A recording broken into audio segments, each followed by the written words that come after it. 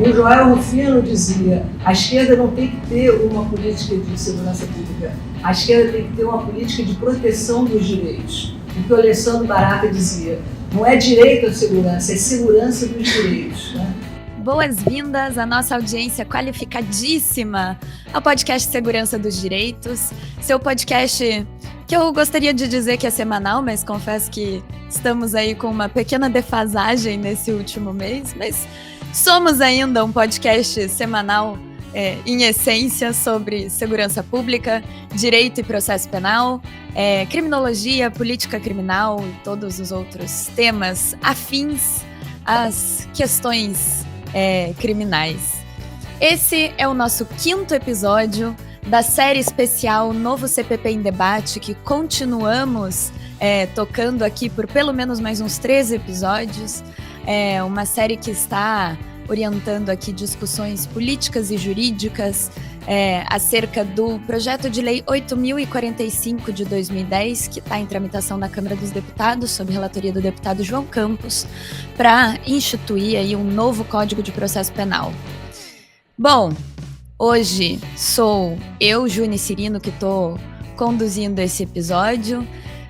Infelizmente, no centro muito nublado e cinzento de uma cidade do Rio de Janeiro, e estou na ilustre e fofíssima companhia de bancada do, assim, talvez a presença mais graciosa que esse podcast já recebeu, que é o Gael, mas, enfim, segurando o Gael no colo está também nosso colega de bancada, Rafael, que vai dar o seu alô agora para a audiência.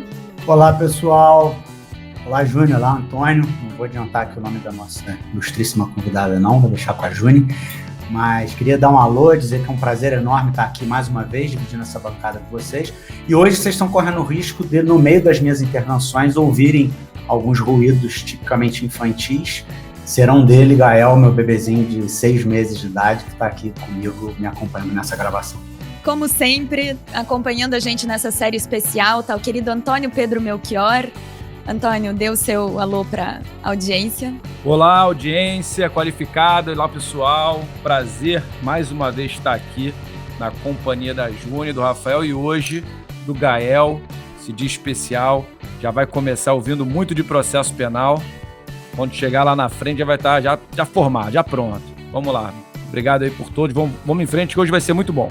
Maravilha! E nossa convidada de hoje, que já é da casa, uma pessoa que é uma amiga muito querida e uma professora dessas que nunca vi os alunos elogiarem tanto, uma mulher brilhante. Querida Michele Cabreira, retornando aqui para o podcast para conversar com a gente hoje sobre oralidade e processo penal de audiências. Michele, por favor, dê seu oi. Olá, gente. Muito bom dia, boa tarde, boa noite, é o horário que estão nos ouvindo. É uma alegria imensa, Juni, estar aqui novamente, agora para falar da reforma processual penal. Quero cumprimentar, então, nossa audiência qualificadíssima, nossos queridos Rafael, Antônio Pedro, que estão aqui, minha querida Juni, grande amiga, todos profissionais que eu tenho muita admiração. Boa tarde aí para todo mundo. Perfeito, maravilha. Todos apresentados, só o Gael que não deu oi para nossa audiência, mas, enfim, saibam que continua aí ouvindo atentamente a gente discutir sobre processo penal. E sem mais delongas, damos início a esse 5º episódio da série especial sobre o novo Código de Processo Penal. Muito bem, voltamos então. O que a gente pensou em falar hoje é sobre uma tendência que talvez aconteça, ou que deveria acontecer, talvez, né, de acordo com a academia, de trazer maior oralidade para o processo penal, né? Isso que a gente está falando quando a gente fala em um processo penal de audiências. E a gente não tem muito essa tradição no Brasil, né? Eu queria, só para a gente começar, muito em linhas gerais, que você nos dissesse, Michele, onde você enxerga na atual legislação processual penal brasileira a oralidade se destacando, né, com maior eficiência, assim. Bom, Juni, Para começar, já é uma pergunta aí certeira, né? Mas acho que para te responder isso, eu acho que dá para considerar assim uma grande janela de oralidade, também uma grande janela de adversarialidade no Brasil hoje, a audiência de custódia, tá? Eu, antes de entrar na questão da oralidade mesmo, eu não sei se já vou falando, se eu vou sendo convocada aí por vocês, podem me cortar sempre a qualquer momento, mas acho importante fazer assim umas rápidas linhas introdutórias aqui para nossa audiência. Mas assim, para te responder já de bate-pronto essa primeira questão, acredito que a principal janela de adversarialidade, a principal janela de oralidade no nosso processo penal hoje seja a audiência de custódia. Tenho críticas a fazer de como essa deveria ser a principal janela de adversarialidade e oralidade no Brasil, porém não se tornou. Mas acho que até lá tem um caminho aí para a gente percorrer, mas para já te responder seria isso, Júnior.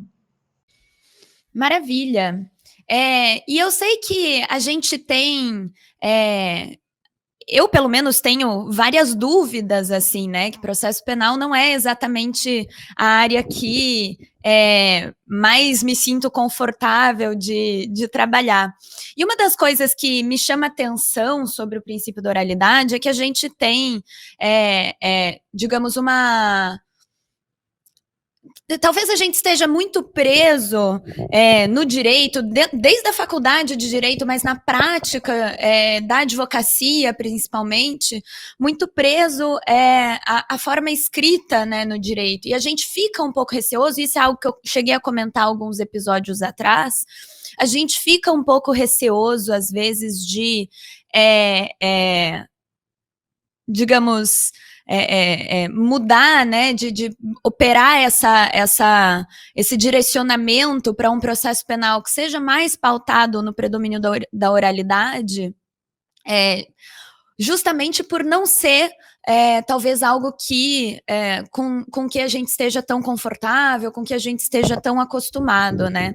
No entanto, quanto mais a gente ouve falar, quanto mais a gente compreende o que significa isso, a gente percebe que existem vários benefícios, inclusive para a própria defesa, você ter um processo penal que está mais centrado na oralidade. Eu acho que queria ouvir você falar um pouquinho sobre isso e aproveitar também, já que você já nos disse, né, que a grande janela de oralidade, como você disse, no processo penal brasileiro hoje é a audiência de custódias, eu acho que se você nos disser um pouco assim, contar pra gente um pouco sobre esses benefícios da oralidade para a própria defesa, né, como forma de proteção do acusado, etc. Eu acho que isso talvez já ajude, não sei se era nisso que você estava pensando, mas talvez já ajude a entrar nessa questão um pouco mais complexa aí da audiência de custódia. Complementar, Michele, rapidinho. Quando você fala que hoje a audiência de custódia é o principal espaço da oralidade, quer dizer, também me vem à cabeça que a audiência de custódia talvez seja o espaço mais restrito, né? Quer dizer, eu te falo isso de um ponto de vista da minha militância profissional. Quer dizer, as audiências de custódia que eu participei, elas não foram espaços de debates, assim.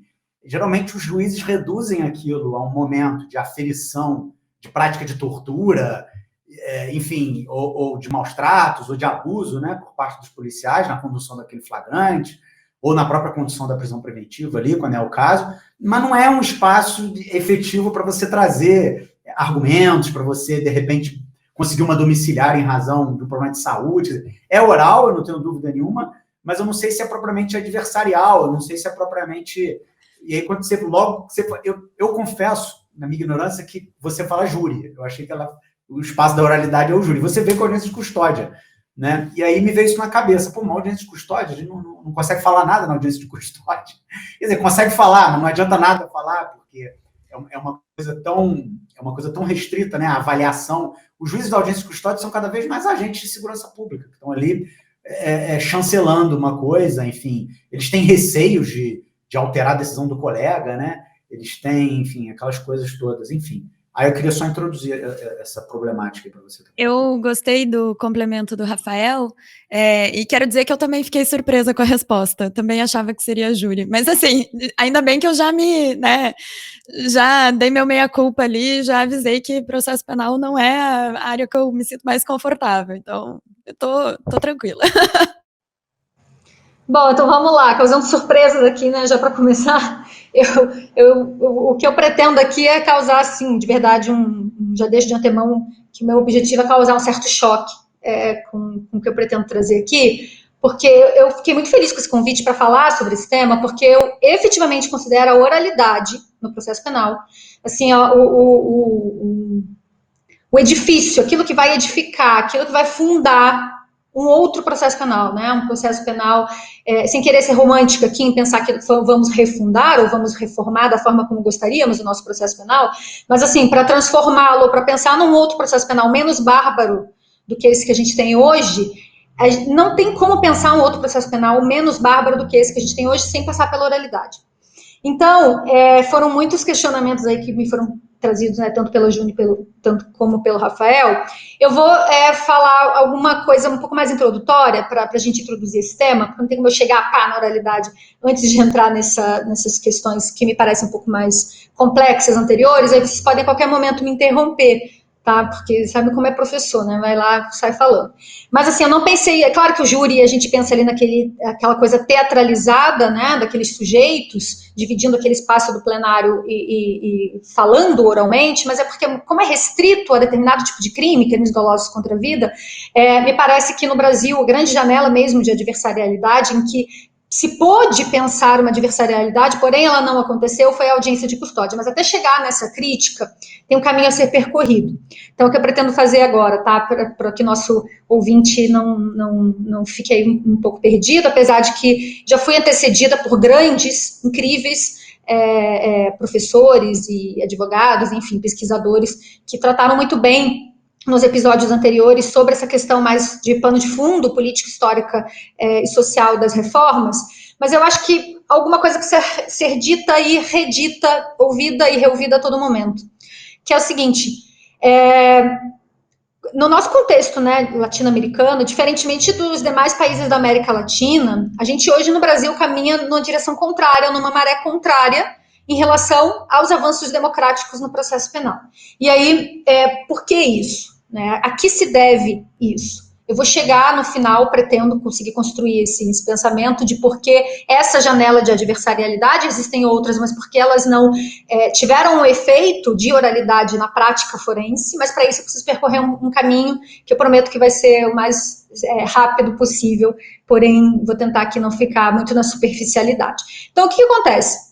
Desde a década de 80, isso já ficou muito claro nas falas dos que me antecederam, na América Latina, né, os primeiros países abandonando as ditaduras militares, iniciando aquilo que se chamou de transição democrática, né, começa esse movimento que tem um caráter regional na América Latina, que se chamou, entre processualistas penais, né, de movimento de reforma da justiça penal. Não só do processo penal, mas da justiça penal. E por que um movimento de reforma da justiça penal? Porque o que se visava era efetivamente fazer uma revolução na legislação, mas paralelo a isso, também na cultura. Ou seja, né, no que a gente chama de caldo jurídico penal da região. Né, um caldo jurídico político. E aí, desde a década de 80 até o dia de hoje, né, qual foi o resultado dessa transformação na América Latina? 14 países reformaram integralmente os seus códigos de processo penal para adotar um princípio acusatório. Né? O que é esse princípio acusatório, então? Isso também já ficou muito claro aqui nos episódios anteriores, mas só para reforçar. Né? É um processo penal em que, efetivamente, o lugar do juiz não se confunda com o lugar da acusação, em que o juiz não produza provas, em que o juiz não vá à cata de provas, não vá à caça de provas. Em que o juiz não atue como parte, em que ele seja evidentemente imparcial ou imparcial. Né? Então, esse foi o resultado na América Latina. É claro que aqui a gente também não pode ter uma ideia romântica de que a coisa na América Latina é o processo penal mais bonito, cheiroso e democrático do mundo. Não é assim. Mas eu não tenho dúvidas em afirmar isso, e quem afirma isso, na verdade, é o professor Jacinto, em todas as falas dele. O nosso processo penal brasileiro, hoje, é o pior da América Latina, e talvez um dos piores em sociedades ditas democráticas, né, em países ditos democráticos. E aí o que a gente tem, né? Um país, o Brasil, que continua com seu Código de Processo Penal da década de 40, que na sua essência é inquisitório, não vou entrar aqui nisso para não ficar repetitiva, em sua essência é antidemocrático, e infelizmente nós permanecemos sem esperança, ou pelo menos com uma esperança bem reduzida, né, de uma grande alteração. Então a gente está aqui trabalhando com redução de danos, para falar bem a verdade. Né, uma vez que o projeto que visa substituir o nosso Código de Processo Penal passa, sim, por sérios riscos e reais riscos de permanência do seu cerne, né, do seu germen de inquisitorialidade. Eu queria pedir permissão para vocês e para os nossos ouvintes de falar rapidamente, prometo que vai ser bem rápido, sobre essa inquisitorialidade, porque eu vejo que há bastante confusão, eu vejo tanto em algumas peças, eu vejo em falas de pessoas, né, de pessoas que atuam no processo penal, no direito penal, e muitos alunos também, quando começam a estudar sistemas processuais penais, e saem falando que tudo é inquisitório. Então, fulano é inquisitório, esse processo é inquisitório. O que é inquisitorialidade, né, de uma vez por todas? A quem a gente pode atribuir essa definição, essa característica do inquisitório, né, do inquisidor ou da inquisitorialidade, é ao juiz. Então, quem é inquisitório ou não é o juiz, porque é o juiz que tem que ter na sua atuação no processo penal um papel de radical afastamento em relação à atuação de parte. O juiz não pode ser parte. O juiz que atua como parte, um juiz que se mistura com a atuação de parte, normalmente ele vai se misturar com a atuação de acusação, e isso ficou muito claro nos últimos, pelo menos, 10 anos, mais especificamente os últimos 5 anos, especialmente a partir da Lava Jato, né? Mas, assim, o que é inquisitório é a atuação do juiz. Então, quando a gente fala em um processo penal inquisitório ou em resquícios de inquisitorialidade, a gente está se referindo a esse processo penal em que eu tenho a atuação de um juiz, que é alguém que vai decidir sobre fatos, que é alguém que poderá condenar alguém, que é alguém que vai encaminhar uma pessoa, dirigir uma pessoa, aquilo que hoje no Brasil pode ser considerado o maior crime contra a humanidade, que é o sistema carcerário. E essa pessoa faz isso desta forma, se misturando, né, com o órgão de acusação. Isso é inquisitorialidade. Só que, paralelo a isso, é evidente que a gente tem, né, o processo penal brasileiro demarcado também por uma linha de continuidade, por uma linha de permanência, por um autoritarismo. E aí a primeira coisa que eu queria dizer sobre isso, também para não ficarmos em falas como posts de Facebook, em que eu chamo qualquer pessoa de autoritário, inquisitório ou fascista, a gente precisa dar nome a essas coisas, a gente precisa compreender a dimensão dessas coisas. Né? E aí a primeira coisa que eu queria falar especificamente sobre isso é que a existência de uma Constituição Federal, de uma Constituição da República, não é suficiente para por si só dar o status de democrática a uma sociedade. E aí nós tivemos 8 constituições no Brasil. Tá? E, assim, inclusive, tivemos uma experiência constitucional durante o período autoritário militar. Então, acho que a gente precisa pontuar isso de antemão, eu venho pontuando isso nas minhas falas, né, enfim. E seria muito interessante que a sociedade civil também entendesse isso, né, que a existência de uma Constituição é insuficiente para assegurar que verdadeiramente não haja um abuso de poder. E aqui eu já declaro a minha tomada de posição em relação ao que eu considero como autoritarismo, considero nas minhas pesquisas, enfim, nas minhas falas. Autoritarismo a gente pode trabalhar com diversas dimensões, a partir da ciência política, a partir da filosofia, como um regime político, como uma ideologia, como uma mentalidade, mas a minha tomada de posição é por tomar o autoritarismo como um abuso de poder, né? Todo e qualquer abuso de poder. E aí existem diversos estudos interessantíssimos, aliás, que vão apontar a existência de abusos de poder, né? Ou seja, de mecanismos de exceção, de suspensão de direitos, a despeito da existência de uma Constituição. E esses estudos apontam isso, não é na história do passado, não, é na história recente, na história atual. Como, por exemplo, né, a suspensão de direitos nos Estados Unidos, pós-2001. Existência do campo de Guantánamo, julgamentos militares, como tudo isso formou um caldo que passou a se questionar, né, entre os limites entre o normal e o excepcional no país. Então, eu queria trazer isso assim de forma introdutória, porque me parece que muitas vezes a gente usa de eufemismos para tentar amenizar as coisas de como elas realmente são. Né? E as coisas como elas são no Brasil hoje, tanto no nosso contexto político, histórico, como no contexto jurídico, ou seja, a prática forense do Brasil hoje é muito, muito, muito grave. E eu acho importante a gente entender isso, assim, como ponto de partida, tá? E aí, para fechar essa minha parte mais introdutória, né? Espero que tenha ficado claro, né? Que então a existência de uma Constituição não é suficiente para que haja uma ambiência ou um ambiente institucional que garanta a existência de um constitucionalismo. Tá? Então, o que a gente pode compreender a partir disso da situação brasileira de hoje, situação brasileira hoje e a situação brasileira de há muito tempo também. Hoje a gente vive no Brasil aquilo que dá para ser considerado assim, a antítese completa do garantismo. A despeito de termos uma Constituição Federal, desde 1988, uma Constituição da República que garanta direitos. Hoje a gente vive um momento de antítese disso, de antítese do garantismo no Brasil. E por que eu acho que toda fala no campo do processo penal, e se a gente está aqui falando de reformas processuais penais, eu acho que talvez valha a pena repetir um pouco isso, né, correndo o risco, né, de ficar repetitivo em relação aos que já me antecederam, mas porque um campo que sofre assim, mais imediatamente, mais profundamente, eu acho que é mesmo a manifestação mais evidente de abusos de poder em um país, é o processo penal.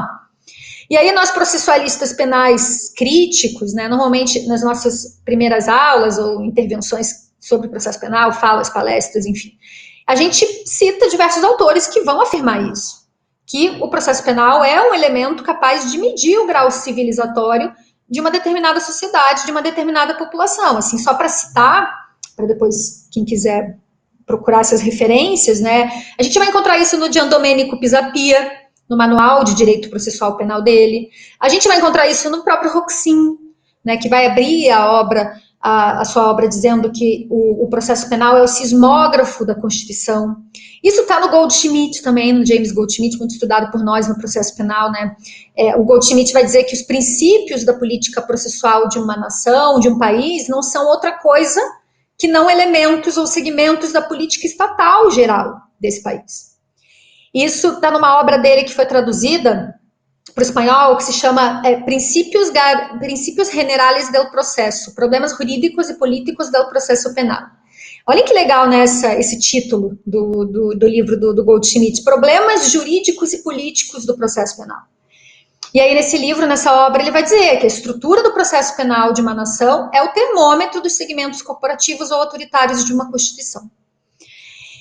E aí, a partir disso, o que a gente compreende, né, Juni, Rafael, Antônio Pedro, que se a gente consegue pensar o sistema processual como reflexo do regime político-ideológico, uma vez que o processo penal é a forma como o Estado acusa e investiga pessoas, nessa mesma linha, quase por analogia, a gente consegue pensar também que o sistema probatório, ou seja, o sistema de provas, como eu vou produzir provas no processo para condenar alguém? Se eu alego alguma coisa no processo, se eu acuso alguém de um crime, eu preciso provar isso. Então, o sistema probatório no processo assim, a coluna vertebral do sistema processual penal. Consequentemente, uma prática forense, uma prática judiciária, uma prática probatória, né, que não respeite garantias constitucionais, como a do contraditório, da equidistância do juiz em relação às partes, ou seja, uma atuação do juiz como um não parte, né, uma atuação imparcial. Garantias como uma defesa ampla, o respeito à defesa ampla, não é só o direito de defesa, é uma ampla defesa. Né? Então, uma prática forense, uma prática judiciária, uma prática probatória que não respeite essas garantias, né, que acabam subvertendo o sistema acusatório, convertem a decisão do juiz sobre um fato no exercício de pura arbitrariedade.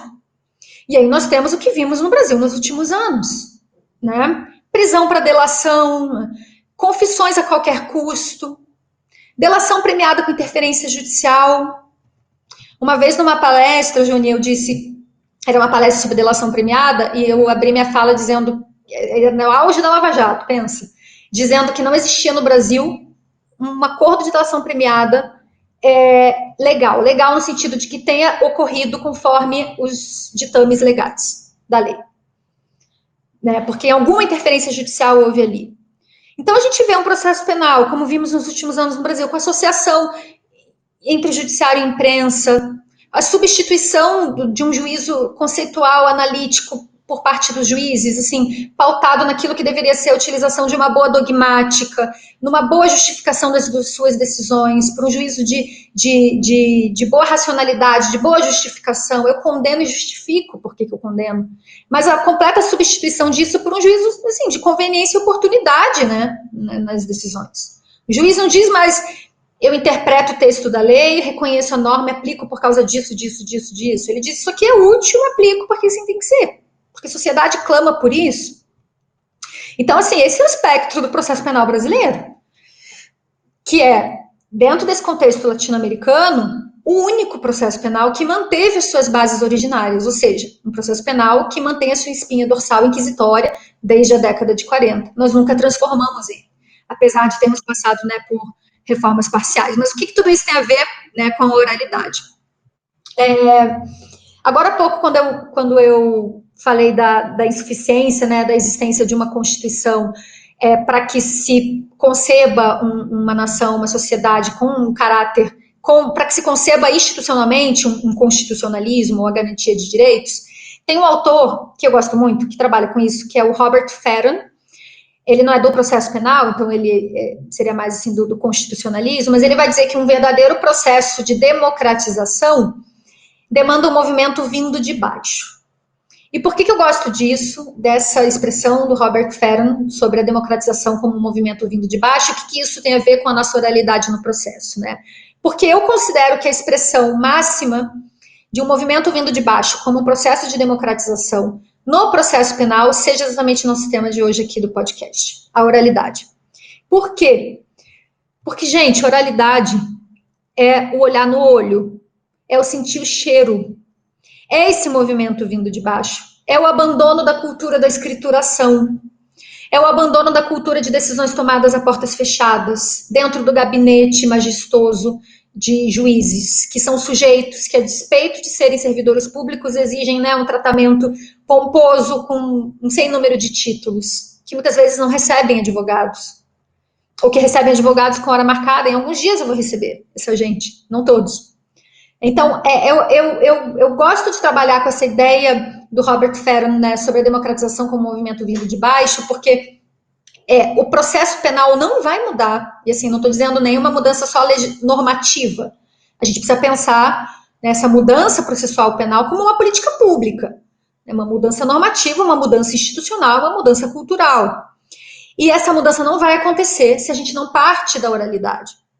Né? Então, eu imagino, né, pelo que eu ouvi aqui de vocês, que os próximos episódios vocês vão entrar, né, com os convidados mais a fundo em cada uma das mudanças e dispositivos normativos, né, do texto do novo CPP e da reforma. Então, eu fiquei muito feliz com esse convite, porque eu acho que pensar a oralidade é o ponto de partida mesmo. É fazer com que a audiência, que é o lugar por excelência da produção probatória, da dialética, né, seja esse lugar da produção de informação de qualidade, né, seja esse lugar do diálogo, do sentir o cheiro, do olho no olho, e que isso aconteça não só de forma protocolar, como acontece hoje no Brasil. Né? E aí o Rafael, retomando aqui o que o Rafael diz da audiência de custódia, em que ele diz que fiquei surpreso que você falou audiência de custódia e não júri, porque concordo com você, Rafael, a audiência de custódia hoje é protocolar. Né? Muitas vezes, audiências que se dão no Brasil na ausência do próprio membro do Ministério Público. Juízes que entram na audiência de instrução de julgamento com a sentença já pronta. Né? Então, o que é a oralidade, né, para fechar essa primeira parte do meu bloco de perguntas e depois ser provocada mais uma vez por vocês? É essa passagem de um modelo burocrático de justiça baseado na petição, no peticionamento, baseado no espaço físico majestoso e privado do gabinete, a passagem de um processo de autos dependente da atuação burocrática de agentes burocráticos, para um modelo mesmo de justiça baseado no litígio oral, na decisão oral e na produção de informação. Isso é o mais importante. Não é só a arte cênica da presença dos sujeitos. Vamos reunir todo mundo numa sala de audiência. Não é isso. Porque reunir todo mundo em um lugar existe até no sistema inquisitorial. No Santo Ofício era assim que acontecia. Hoje existe audiência no Brasil. Né? Mas o que é essa oralidade efetiva? O que é a real oralidade? Né? E aí, para fechar essa primeira parte da minha resposta, eu acho que dá para a gente pensar assim, 3 pontos de uma real oralidade. Só o primeiro ponto é reunir os sujeitos. Essa é a primeira condição só, reunir os sujeitos. A presença dos sujeitos não é suficiente, mas é a primeira condição. O que a gente poderia pensar como segunda condição para uma real oralidade? A produção de informação. Eu acho que aqui está a grande chave. Produção de informação. E aí, ler auto de prisão em flagrante na audiência não é produção de informação, né? Aqui a gente precisa de uma real produção de informação com originalidade cognitiva e com atenção dos sujeitos. Eu me lembro muito bem, Rafael, em 2019 estive no Chile, assim como Antônio Pedro também esteve. Não lembro exatamente quando que o Antônio Pedro esteve, mas eu sei que esteve. Estive no Chile, ali a gente estava, enfim, né, nós estávamos participando ali do curso de capacitação para a reforma processual penal junto ao CERRA, que é o Centro de Estudos de Justiça das Américas. Nós estávamos assistindo uma audiência, então estávamos em um grupo, éramos eu e mais uns 6, 7 pessoas, e a gente estava ali comentando e conversando sobre a audiência. Era uma audiência em que nós tivemos dificuldade de entender, de observar, de enxergar quem era acusação e defesa. Tamanha a igualdade de armas dirigida a eles pelo juiz, ali. Tamanha a forma com que o juiz os tratava de forma igual.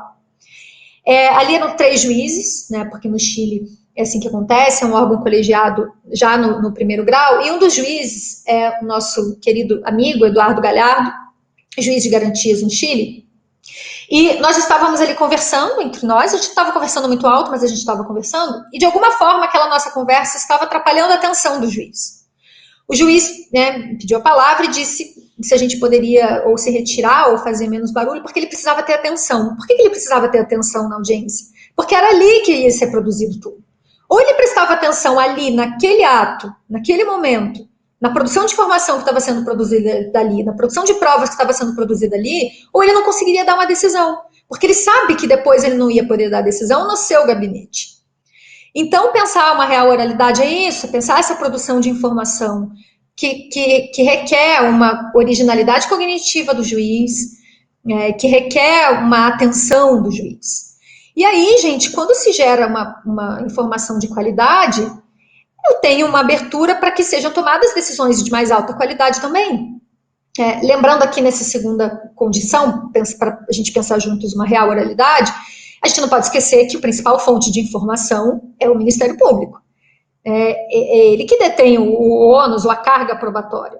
Né? A produção de informação advinda daquele que acusa, ele tem o dever de provar, mas é claro, uma produção de informação, e é que eu parto, acho que, para essa terceira condição, daquilo que venho pensando como uma real oralidade, que é o controle da contraparte, que as partes possam efetivamente se contradizer, e que, obviamente, seja fornecido e possibilitado à defesa uma real, ampla defesa, porque o juiz que chega na audiência com a sua decisão já tomada, ele vai estar ali ouvindo o que a defesa está dizendo, mas, enfim, pensando no que ele vai jantar hoje à noite. Então, acho que essas são as condições necessárias para uma real oralidade. A gente pode pensar aqui em outras questões, mas aí eu passo a bola para vocês de novo, para não ficar aqui só eu falando. Fantástico te ouvir, Michele. Uma aula, realmente. A gente precisava disso, porque o tema exige, de fato, uma contextualização histórica, política e jurídica.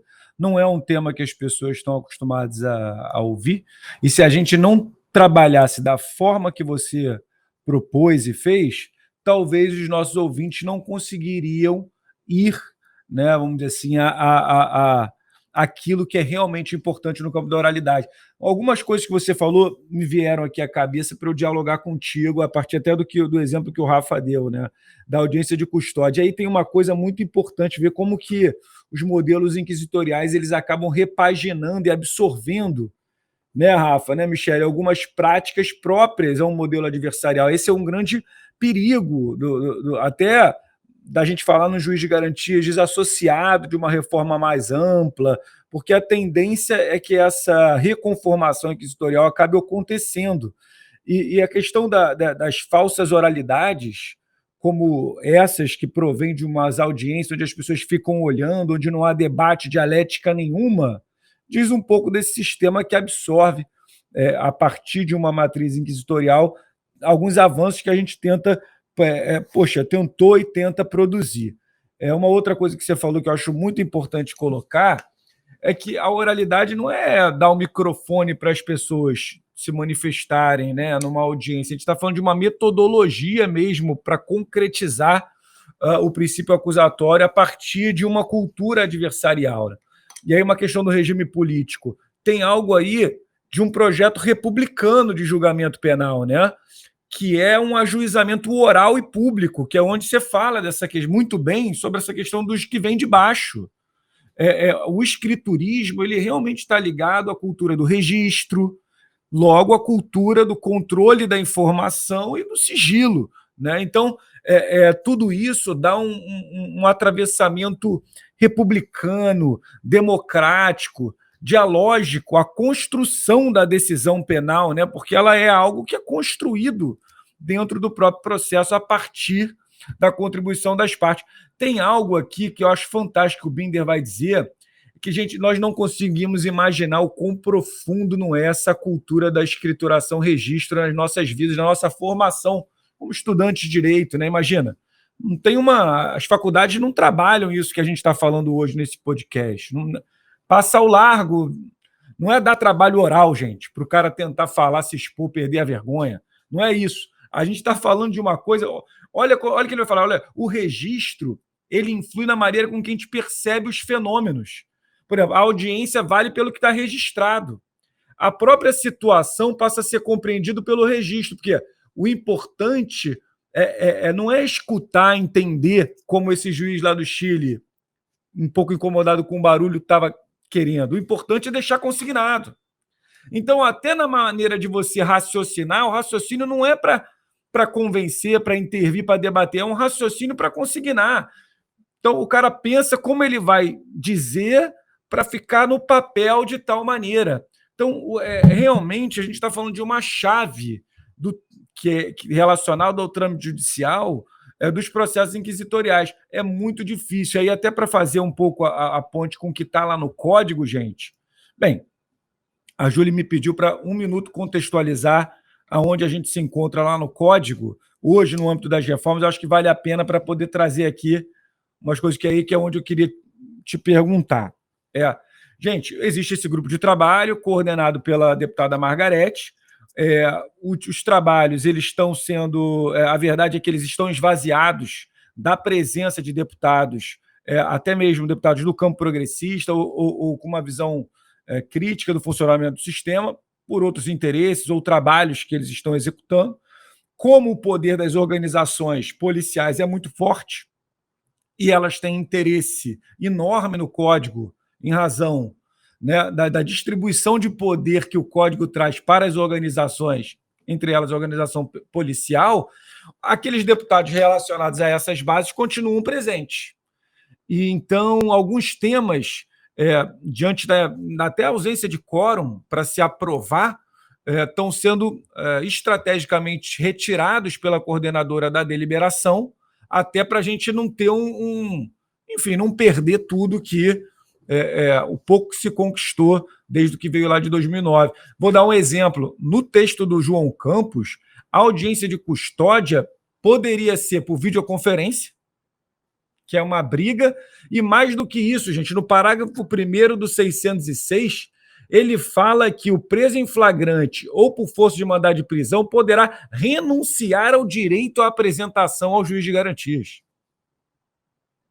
Um juiz que está lá para controlar a legalidade do processo, da prisão, ele não tem nada a ver com a disponibilidade do acusado se submeter ou não a um controle de uma audiência voltada a analisar a legalidade de uma prisão em flagrante ou outras questões que o juiz de garantias vai decidir. Então, já trazendo então um pouco o código, né? Isso que eu queria trabalhar um pouco aqui. Na verdade, reforçar tudo que você já disse.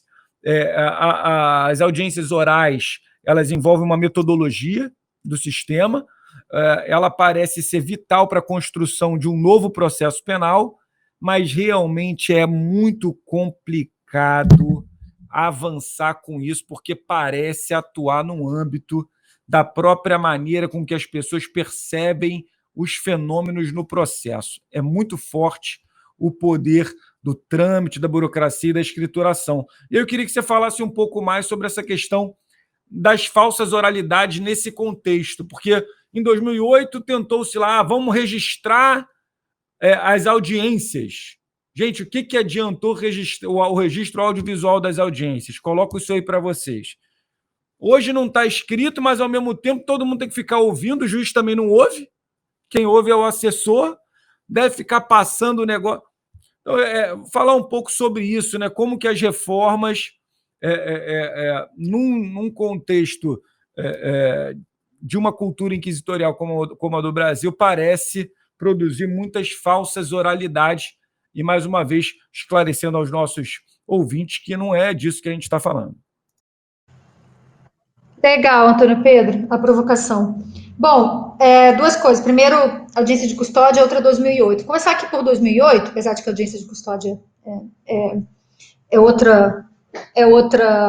outro assunto que eu quero tratar, mas assim, em 2008 a gente teve ali o 212, se não me engano, de cabeça, que tentou trazer aqui uma oralidade, dizendo que, quem vai fazer perguntas com formação de provas, de prova testemunhal na audiência são as partes. Elas produzem essa informação.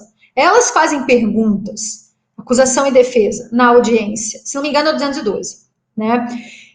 Todos nós sabemos, ninguém aqui tem dúvidas, nem nós, nem nossos ouvintes, de que quem faz perguntas em audiência, a grande maioria das audiências é o juiz. Então, o juiz pergunta, não só quando ele tem dúvidas, como diz o 212. O juiz questiona, inquire, vira para o órgão do Ministério Público sentadinho ao lado dele e pergunta se tem alguma pergunta a fazer, o órgão do Ministério Público vira para o juiz e não diz, Vossa Excelência, estou satisfeito, porque Vossa Excelência fez todo o trabalho. Então, o que são essas falsas oralidades, né? Que nessas pequenas reformas parciais que tivemos aí ao longo dos anos, acho que dá para a gente pontuar aqui as principais delas, 2008, depois 2011 e agora proveniente da Lei 13.964, né, a Lei Anticrime, Reforma 2019/2020, né, um modelo não satisfatório de oralidade. E por que isso? Eu pretendo chegar lá, mas antes eu quero falar da audiência de custódia, que eu acho que talvez seja a prova mais contundente de como a maior janela de adversarialidade, foi assim que eu comecei minha fala, surpreendendo a todos, foi algo que veio de maneira para que na prática forense acontecesse de maneira meramente protocolar, né? A gente poderia pensar assim a audiência de custódia como uma única janela de adversarialidade, ou a maior janela de adversarialidade no Brasil, mas aí vamos começar pensando na própria instrumentalização, na própria como se colocou na prática isso. A audiência de custódia está lá já desde os anos 60, 70, então, em tratados, né, de direitos humanos, convenções de direitos humanos, das quais o Brasil é signatário, mas beleza, entrou no Código de Processo Penal brasileiro, demorou quase 5 anos para que a primeira audiência de custódia acontecesse no Brasil. Só aconteceu porque houve uma regulamentação, então foi preciso que o CNJ regulamentasse isso. Estava lá no Código de Processo Penal brasileiro, se não me engano, desde 2011, e a primeira audiência de custódia no Brasil acontece quase 5 anos depois. Né? Então, assim, para começar, para início de conversa, nós temos isso. Segundo, entra em vigor a audiência de custódia, começa a ser realizada a audiência de custódia, a gente pensa, né, uma janela de oralidade, uma janela de adversarialidade, um controle da legalidade da prisão na audiência, né, em que o sujeito flagranteado tem que ser encaminhado ao juiz em até 24 horas. E aí, no que se transformou hoje no Brasil a audiência de custódia? Né? Há hoje no Brasil uma absorção, uma conivência total pelo sistema de justiça criminal de denúncias de violência policial de maneira estritamente protocolar. E aí eu gostaria de citar uma pesquisa, que é a pesquisa Tortura Blindada, que é uma pesquisa que foi feita pelo Conectas Direitos Humanos, teria que entrar no site deles, é muito fácil de achar, mas pelo que me lembro de cabeça, cerca de 80%, sim, um número muito alto, 80% dos casos em que há relatos de violência nas audiências de custódia, os promotores não fizeram qualquer tipo de pergunta para o custodiado. E algo que gira em torno ali de 20% das ocasiões em que os promotores intervêm de alguma maneira, eles usam a sua fala e o seu momento para justificar a agressão policial. O policial disse que o cara bateu a cabeça, ficou dando cabeçada na viatura, o promotor justifica. Quando questiona, 80% ele não questiona, 20% de quando questiona, ele questiona para justificar ou intervém, tem a sua fala no sentido de justificar a agressão policial. Então, assim, isso não é, a oralidade não é só a reunião dos sujeitos ali. A oralidade não é só, enfim, o que um critério normativo, né, busca introduzir na nossa cultura processual penal. A oralidade é mais do que isso. A oralidade é a peça-chave mesmo, para a gente pensar um processo penal acusatório, para a gente pensar um processo penal que seja alguma coisa menos bárbara do que isso que a gente tem. E aí é um modelo de litígio, né? É um modelo de justiça baseado no litígio. Não é só, repito, né, essa atuação cênica que a gente pensa no espaço majestoso da sala de audiência, é uma metodologia que garanta efetivamente assim, a mais justa, a mais correta, a mais adequada determinação sobre um fato, que garanta que haja uma confrontação e uma conformação dos elementos probatórios, que haja uma comunicação completa entre as partes, né? Que haja essa entrega de informação da forma mais qualitativa possível. E isso não tem nada a ver com uma mera expressão verbal. Até porque nem todo ato verbal realizado na frente de um juiz pode ser considerado um efetivo sistema oral de audiências. E aí eu queria também ressaltar a questão de como hoje nós vivemos, né, uma derrocada e uma verdadeira um desprezo, né, dentro das faculdades de direito pela própria oralidade. Então, assim, eu sou professora há muitos anos, há 10 anos, e nesses últimos 2 anos, basicamente, porque agora eu voltei em um sistema meio híbrido, mas assim, são quase 2 anos, 4 semestres, gente, assim, a mais absoluta não intervenção dos alunos nas aulas. E esse sistema, né, das faculdades de direito que tivemos que implementar por conta da pandemia, né, esse sistema a gente está aqui falando no chat, eu acabo me perdendo um pouco, mas nem cortem, porque isso faz parte, né? Mas esse sistema híbrido, esse sistema virtual, né, de aulas, isso não é aula, gente. Eu me preocupo muito com a derrocada do ensino jurídico no Brasil. Eu me preocupo muito com a forma com que futuros profissionais transformarão em juízes, promotores e advogados, e que nós, como advogados, também precisamos fazer a nossa meia-culpa. Né? A audiência ela tem um caráter multipropósito. A audiência ela não pode ter só uma finalidade. Eu vou aqui me preparar para uma audiência, mas daqui a meia hora eu vou poder encontrar vocês não sei aonde. A audiência é um lugar muito importante, em que se faz controle de legalidade, em que se controla então a prisão, em que se formaliza uma acusação, em que se debate sobre a permanência ou não, sobre a importância ou não de uma medida cautelar. É assim que, pelo menos no local onde eu tenho mais possibilidades de dizer, porque eu vi a experiência de perto, que foi o Chile, é assim que acontece lá. Né? Então, o promotor, o Ministério Público, quer interceptação telefônica, ou acha que precisa de uma prisão preventiva nesse caso. Vamos ouvir as partes. Por que o promotor acredita que precisa de interceptação telefônica nesse caso? Defesa, se for possível, né, fazer um contraditório prévio. O que tem a contradizer nesse caso? E o juiz decide oralmente na audiência. É a mesma coisa com a audiência de formalização de acusação. Né? Então, é um momento muito importante que eu tenho essa produção de informação e um formato de entrega e de comunicação entre as partes efetivo. Tudo isso passa por uma mudança. Falamos aqui de uma mudança normativa, ela é importante, ainda que talvez a gente esteja aí tentando reduzir danos diante do contexto sócio-histórico-político que nós vivemos hoje, absolutamente conservador e autoritário no Brasil, mas a gente também precisa de uma mudança institucional, então não adianta de nada e não vai adiantar uma mudança normativa se não vier com uma mudança de panorama das instituições, e aqui especialmente a cabeça e a atuação de juízes e promotores, mas também uma mudança cultural. É porque a sociedade goza com a punição e porque a sociedade goza com o horror, né, do processo penal no Brasil. Mas eu não poderia deixar de falar da derrocada mesmo do ensino jurídico no Brasil. Né? Não se ensina, não se forma mais advogados no Brasil, né? Não se ensina mais a falar, a escrever e a ler nas faculdades de direito. Né? Então, assim, as faculdades, as universidades privadas, especificamente, que são tomadas aí por 2 ou 3 grupos empresariais, são grupos empresariais, né, que visam lucro, isso num curtíssimo, ou sendo aqui um pouco mais otimista, um médio prazo otimista, vai causar assim um profundo prejuízo, né, na formação de futuros práticos, né, de futuros juízes, promotores, advogados, que vão ter que lidar com essa situação. E aí eu remeto os nossos ouvintes, Júnior, Rafael, Antônio e Pedro, a um episódio aqui do podcast de vocês, o que comprova que eu sou uma real ouvinte do podcast Segurança dos Direitos.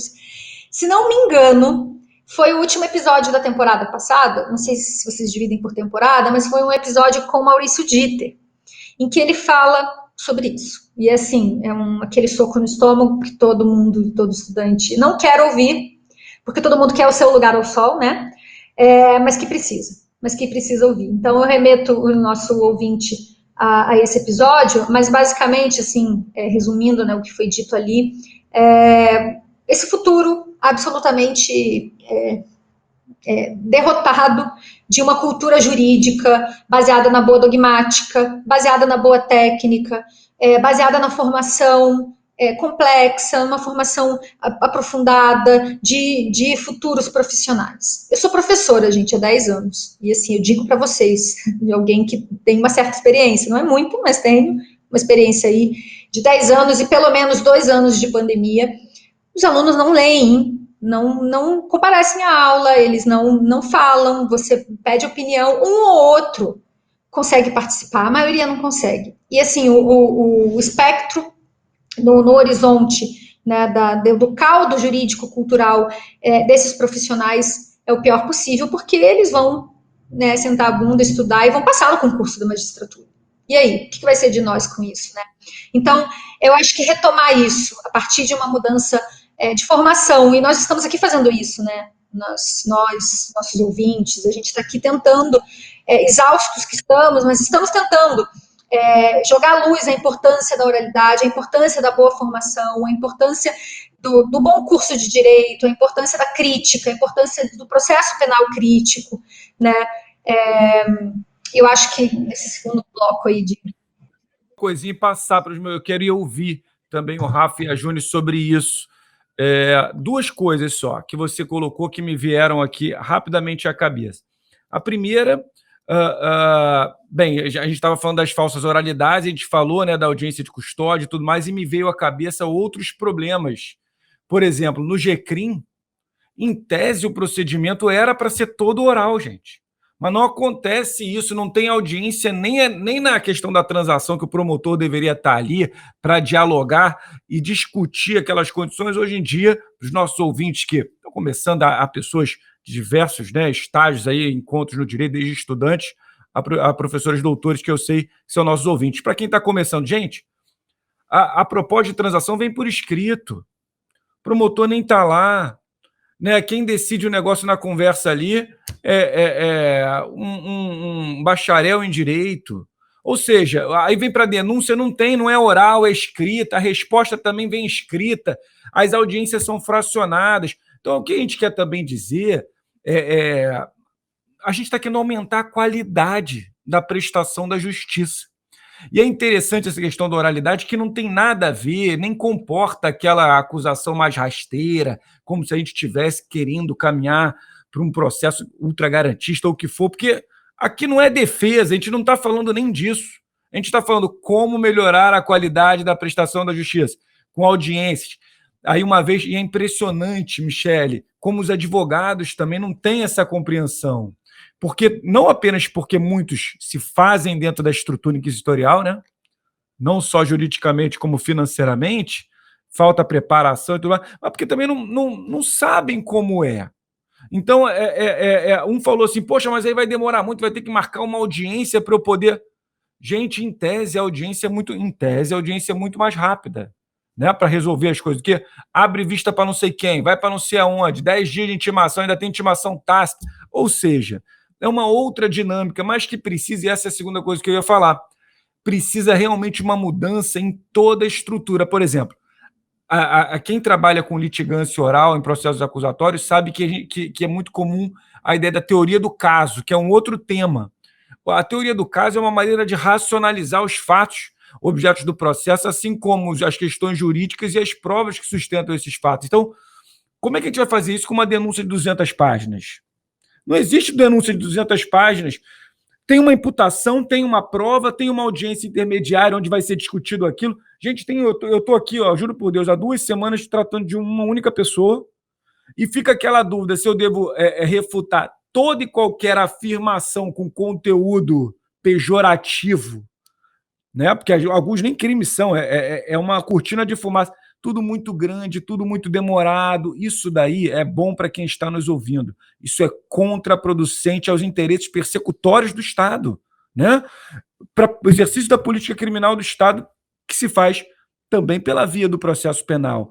Então, quando a gente está estimulando esse debate, realmente, eu sei que vão se ouvir, as pessoas que estão nos ouvindo podem ter certeza que existem poucas fontes disponíveis de informação a respeito do debate que a gente está travando aqui hoje, né? Por isso, tão importante a introdução que a professora Michele deixou para a gente. Olha, falamos do GCRIM, só para terminar, lembro a vocês, no Código de Processo Penal, a alegação final deveria ser oral, né?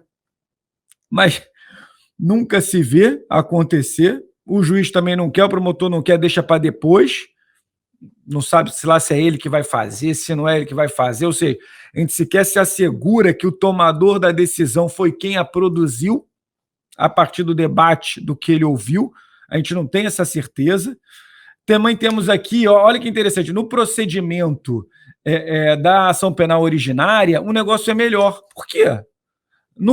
É porque a gente precisa trazer o que está no código, né? Então, o que tem nesse nosso projeto? Lá no nosso projeto do código, prevê-se na ação penal originária denúncia oral, resposta à acusação oral, prazo de tantos minutos para um, para outro, ou seja, mas é tudo muito fragmentado, não tem uma reestruturação do processo com base nesse vetor, né, Michele? Então, isso aqui é um pouco da contribuição que eu queria realmente colocar aqui. A gente já vem chegando a 1 hora da nossa conversa, tema que é o tempo que mais ou menos a gente tem feito, mas acho realmente importante. Acho que você deu uma situada relevantíssima a respeito da importância da oralidade no funcionamento do sistema de justiça criminal. E, veja, nós todos falamos pouco porque a gente precisa mesmo ouvir, né? E esse é um tema que ainda causa estranhamento, mesmo para nós, porque, como foi dito por você, a gente estudou no Brasil, né? Fizemos faculdade, tivemos uma formação jurídica num processo que há 80 anos não admite moralidade efetiva. Eu queria só pontuar aqui 2 coisas. Ouvir a Michele e o Antônio falar me remeteu a esse episódio que ganhou as redes essa semana, né? E o podcast está no Twitter, de maneira mais ou menos ativa, que foi o recurso que o Ministério Público fez contra uma decisão absolutória de furto de produtos alimentícios que estavam em área de descarte, né, de um supermercado. Eu fico imaginando se num ambiente de oralidade efetivo, né, um ambiente de formalização da acusação, um ambiente de olho no olho, se o promotor... Eu não vou cair aqui na coisa rasteira que muitos fizeram, de fulanizar o promotor, de querer dizer que o Ministério Público é trincheira de perseguição de pobre. Eu acho que não, esse tipo de crítica ele não contribui, né? Ele deprecia e ele vira uma coisa pouco fértil para um debate intelectualmente honesto. Mas eu fico imaginando do ponto de vista das instituições, né? Será que o Ministério Público seria essa instituição que está tão colocada a serviço de expedientes de controle social num ambiente de oralidade? O quanto que esse distanciamento, o quanto é que esses meros registros, né, que o Antônio tanto fala, não contribuem para esse cenário, não contribuem para esse estado de coisas, porque é muito mais fácil o promotor fazer uma apelação de uma sentença dessa de dentro do gabinete, né? Eu uma vez entrei num gabinete de uma promotora que ela tinha uma meta de denúncias por dia, e ela distribuía aquilo entre 3, 4 assessores, cada um tinha que fazer um determinado número de denúncias, quer dizer, tudo ali muito registrário, muito escriturário, né, muito pouco oral, como o Antônio está dizendo. Isso torna a vida do funcionário público muito mais fácil.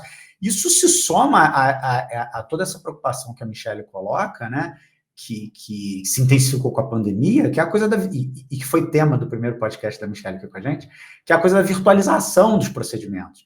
Agora, imagina somar a virtualização dos procedimentos com a ausência de oralidade e com o predomínio dos registros, né? Imagina onde que a gente vai parar, né, num ambiente como esse, quer dizer, parece que o sistema penal, a barbárie, é completamente vitoriosa, está aí auxiliada por aparelhos eletrônicos, está aí auxiliada pela comodidade do juiz, do promotor, do defensor, do advogado, enfim, cada um da tua casa e o réu da cadeia, né?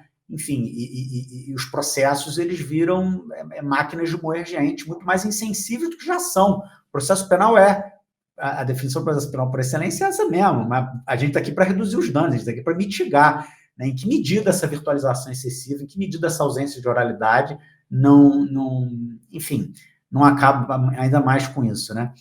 Mas eu queria ouvir, a Júnior vai querer falar, mas eu não queria que Antônio e Michelle saíssem daqui sem falar um pouquinho o seguinte, vocês estão otimistas com esse projeto relativamente?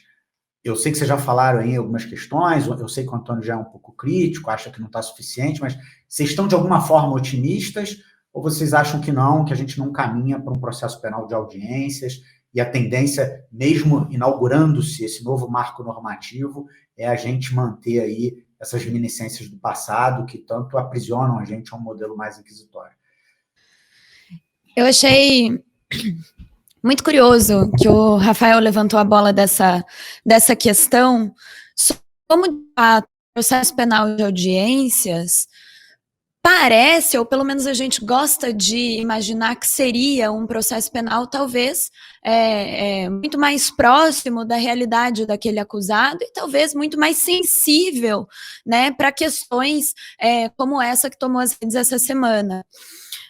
Mas eu confesso que eu ia fazer um comentário muito nesse mesmo sentido, mas pensando a partir de uma outra perspectiva, porque me parece que talvez uma ampliação do princípio da oralidade no processo penal brasileiro não seja desejável justamente pelo Estado. Porque imaginem, para o Estado é muito fácil acusar, né? O poder punitivo do Estado é tão grande que, assim, denúncias absurdamente, mal formuladas, né, prosseguem, sentenças.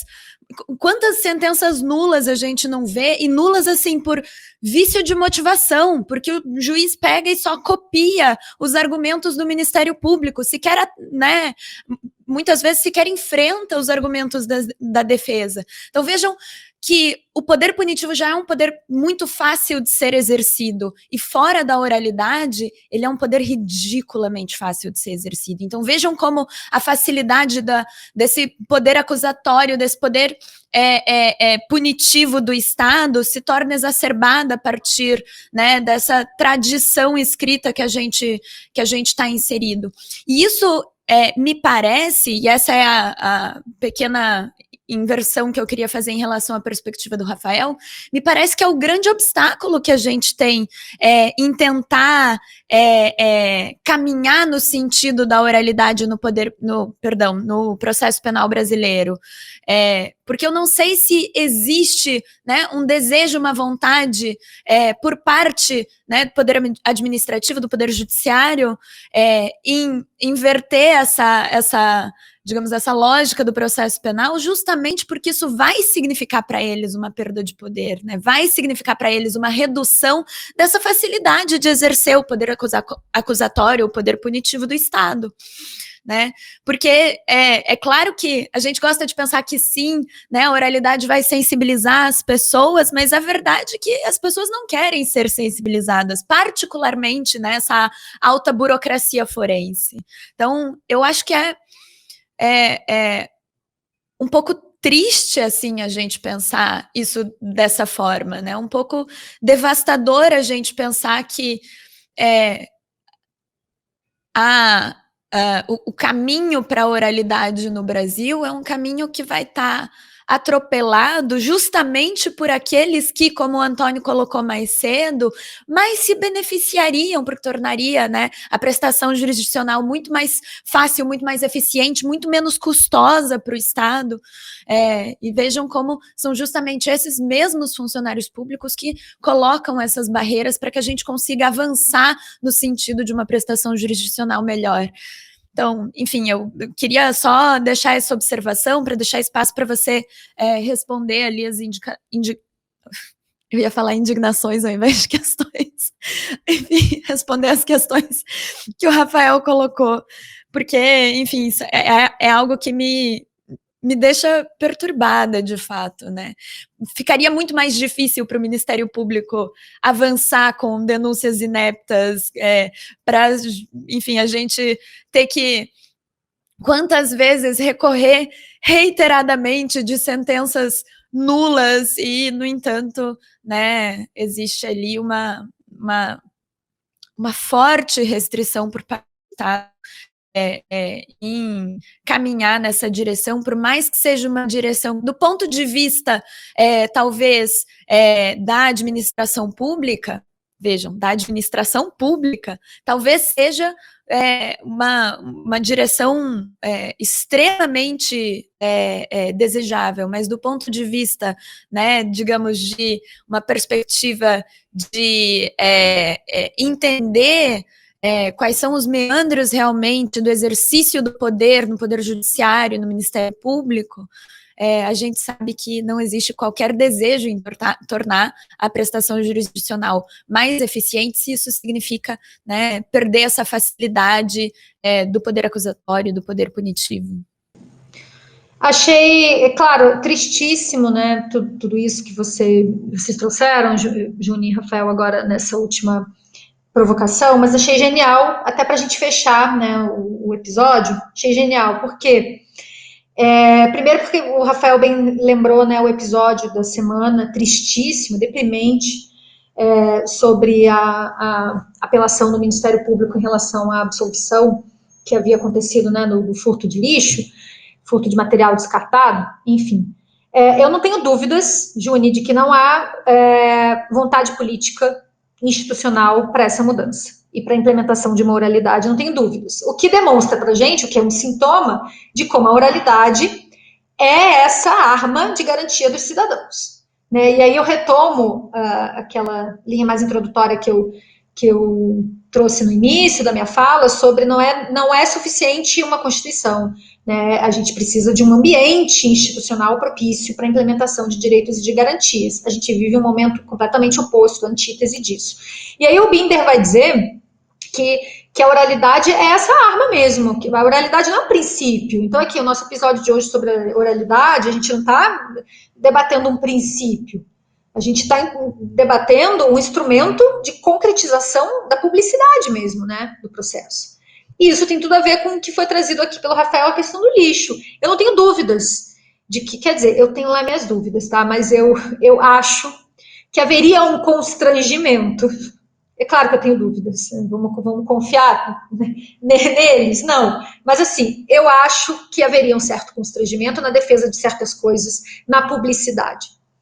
E essa eu acho que para terminar, é importante a gente pensar a oralidade como isso, a partir do Binder. É a concretização da publicidade. Isso é a arma de garantia dos cidadãos. A oralidade é a concretização de publicidade.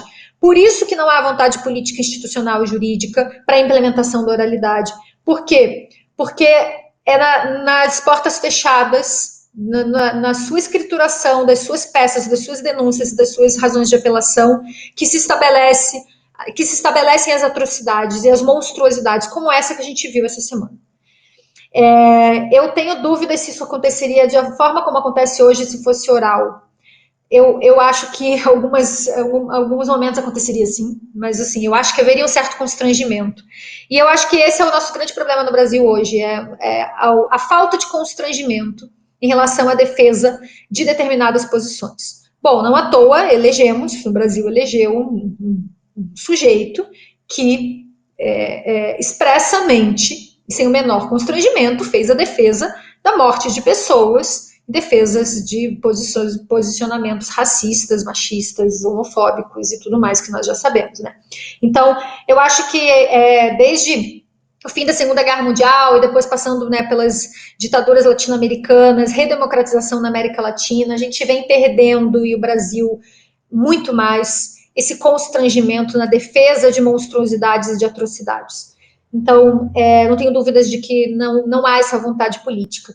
E aí, para fechar mesmo, a gente tem sim, né, pouco estudo e talvez poucas coisas escritas ou publicizadas sobre isso. Eu tenho vários materiais, então quem quiser, até os ouvintes que quiserem me encontram, enfim, nas redes sociais. Acho que eu não vou deixar meu e-mail aqui, porque senão vou ter 100 e-mails. Mas também encontram fácil, é muito fácil alguém descobrir meu e-mail. Pode entrar em contato comigo, eu tenho textos, eu posso passar material sobre... andei lendo recentemente a inserção da oralidade no Código de Processo Penal argentino, tem dispositivos lá, né, texto normativo muito expresso sobre como acontece, né, na Argentina a etapa preparatória, né, que interessante isso, né? Deixa eu ouvir o juiz ouvindo o promotor, deixa eu ouvir aqui, promotor de justiça. Quais são os fatos? Quais são os elementos para essa denúncia? Quais elementos você tem para denunciar? Né? Vamos fazer esse juízo oral aqui nessa etapa preparatória. Tem um juízo ou um elemento probatório suficiente, mínimo que seja, para inaugurar um juízo a respeito desse tema, a respeito dessa conduta? Tem relevância jurídica? Né? Então, eu tenho lido esse texto que eu posso disponibilizar para quem quiser sobre a inserção da oralidade no Código de Processo Penal argentino. Sobre otimismo, talvez eu não seja a melhor pessoa para responder isso.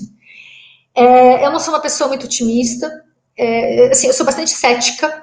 Eu tento não ser pessimista, porque eu acho que nós já estamos tão exaustos, né? É isso que eles querem a nossa exaustão, porque é na exaustão que a gente perde nossas forças. Então, assim, eu não sou uma pessoa exatamente otimista, mas eu sou cética. Mas, ao mesmo tempo, eu sou muito ativa. Então, assim, eu organizei um grupo de pesquisa, as minhas aulas são atravessadas pela crítica ao processo penal. Não tem uma aula em que eu não trate de reforma processual penal, aula de graduação. Em todos os locais em que eu tenho, né, um local de fala, eu faço com que as minhas intervenções possam, de alguma forma, tocar as pessoas, né, nesse sentido, de que não há espaços vazios no sistema de justiça criminal. A violência do sistema penal não possui espaços vazios. Mesmo, acho que aquelas pessoas que se acreditam serem privilegiadas, se veem como privilegiadas, nem para essas pessoas, no andar da carruagem que nós temos hoje do processo penal brasileiro, é importante que elas saibam que não há espaços vazios aqui. Então, eu sou essa pessoa ativa da crítica e numa luta política real mesmo. Fico muito feliz de poder dividir essa bancada com vocês, Juni, Rafael e Antônio Pedro. Os nossos ouvintes não estão vendo essa cena fofíssima que eu estou vendo do bebê Gael no colo. Ele até dormiu, e olha que é difícil dormir porque eu falo alto, hein? Minha voz é meio estridente. Mas bebê Gael agora acordou e está dando uns beijos no pai. Acho que seria isso a minha participação. Agradeço imensamente, fico à disposição.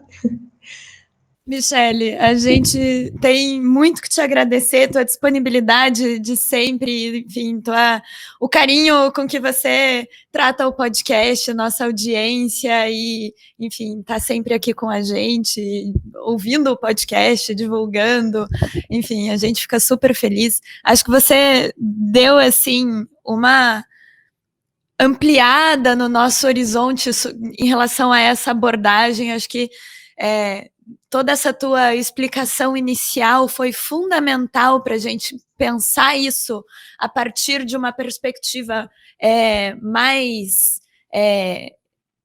mais totalizante possível. Acho que, nossa, foi fundamental. Estou muito, muito feliz com a tua participação aqui. E espero que os nossos ouvintes, as nossas ouvintes tenham compreendido, né, a relevância da gente pensar essas questões no processo penal hoje.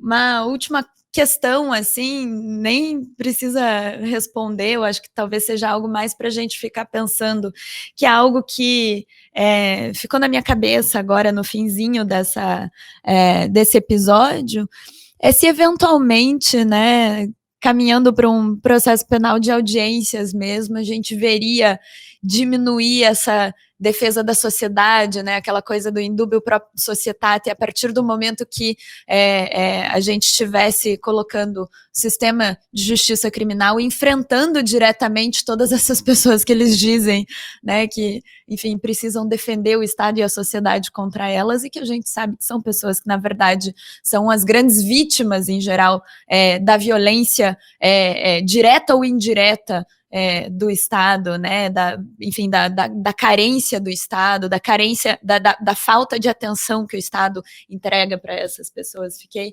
pensando um pouco sobre isso, né, se de repente um processo penal baseado, pautado na oralidade, tivesse capacidade, talvez, de fazer sumir essa ideia absurda de defesa social que a gente vê, enfim, quase sempre, né, no processo penal. No mais, só te agradecer, Michele, você foi extremamente didática, como sempre, muito clara, a tua participação aqui é sempre muito elogiada pela nossa audiência, como também fazem teus alunos, que sei. E é isso, vou passar para o Antônio Pedro para se despedir, depois em seguida para o Rafael, se o Gael não quiser falar. É isso aí, quero me despedir de todos vocês e todas, agradecendo a professora Michele pela aula. A gente conseguiu compreender muito bem a oralidade como esse eixo da estruturação política e técnica de um processo penal acusatório. Conseguimos entender como tudo isso promove ou deve promover uma transformação até na maneira com que as pessoas percebem os fenômenos numa audiência, dentro de um processo penal, como elas argumentam, como raciocinam. E uma coisa só que eu quero deixar aqui, essas últimas intervenções, a partir da Juni, né, e do Rafael, trazendo todo o problema decorrente do caso o caso mais recente envolvendo o Ministério Público do Rio Grande do Sul, dá conta dessa importância, né, Michele, que a criminologia crítica tem para a reflexão do saber processual penal. Então, eu queria deixar isso aqui, porque trazer a crítica da criminologia crítica ao funcionamento do saber processual penal, e disso resulta a crítica às estruturas de poder e aquilo que a gente pode produzir a partir de uma transformação democrática do processo, é muito importante. Então, foi fantástico. Eu agradeço mais uma vez por fazer parte dessa temporada em que eu, com muito orgulho, fui, talvez não com tanto merecimento, convidado para participar. É isso aí, Rafa e Gael, vamos lá, vamos se despedir. Ele, de fato, dormiu durante o episódio, mas resolveu se manifestar agora no final, provavelmente motivado aí pela curiosidade, né, que as questões da Michele levantam para a gente. Michele, eu queria mais uma vez agradecer muito, dizer que você é uma querida e está aqui pela segunda vez, honrando esse podcast. Quer dizer, você teve uma primeira participação muito elogiada, tenho certeza que agora não vai ser diferente. Você é um dos casos raros que reúne genialidade e didatismo, né? Aliás, eu acho que o didatismo é uma prerrogativa da genialidade, não está longe uma coisa da outra, e você coloca a coisa muito clara para a gente e de forma muito sistêmica, né? Você é uma professora de processo penal, eu tive professores de processo penal ruins e noto a diferença, né? Muito claro, né? O que é um professor de processo penal que trabalha, né, com a disciplina numa perspectiva mais ampla, mais transversal, entendendo que ela é ferramenta de expedientes de controle social, e aquele professor que acha que aquilo é um código de procedimentos, né? É uma manualística, né? Então, você está claramente, você, Antônio, estão claramente situados nesse outro campo, e tenho certeza que o processo penal brasileiro se qualifica muito a cada dia com as intervenções brilhantes de vocês dois, que eu tenho a honra aí de ter acessíveis para mim a toda hora, para poder debater ideias e discutir questões. Então, queria agradecer muito, e Gael também está agradecendo aqui a vocês. Brigadíssimo, foi um prazer enorme. Assim, sem desmerecer a Michelle, enfim, meus colegas de bancada, mas eu acho que as melhores intervenções foram as do Gael. Gente, foi um prazer, uma honra vir pela segunda vez, e agradeço, vocês são excepcionais, tá? Juni, Rafael, Antônio, Pedro, estamos juntos, somos companheiros de luta, e não poderia deixar 30 segundinhos para quem chegou até aqui, né, quem for meu aluno, eu tenho muitos alunos e alunas que com certeza vão ser compelidos a assistir esse podcast, que eles não me deixam mentir, que eu indico nas minhas aulas podcast de segurança dos direitos. Eles estão aí, depois escrevam no e-mail, que é o Seguranca dos Direitos, que eles realmente assistem e ouvem o podcast de vocês, tá bom? Parabéns e brigadão. Aí, ó, viu? Obrigada! Fico muito feliz que a nossa audiência, enfim, integra aí também, está integrada aí também pelos teus alunos. A série especial No CPP em Debate é produzida por mim, Juni Cirino, Rafael Borges e Antônio Pedro Melchior. Tem o apoio da Seção do Rio de Janeiro da Ordem dos Advogados do Brasil, do Grupo Prerrogativas, da SACERJ, que é a Sociedade dos Advogados Criminais do Estado do Rio de Janeiro, e do Introcrim. Lembro a todos que estamos toda semana no seu agregador de podcasts favorito e que nossa audiência pode entrar em contato com a gente para críticas, sugestões, comentários, reclamações, beijos e abraços virtuais pelo Twitter, que é onde a gente costuma estar mais ativo, @seguedireitos, também no e-mail, que é o seguranca2direitos@gmail.com, e por Instagram, no @Seguranca dos Direitos. E com isso nos despedimos e nos vemos muito em breve, espero na próxima semana.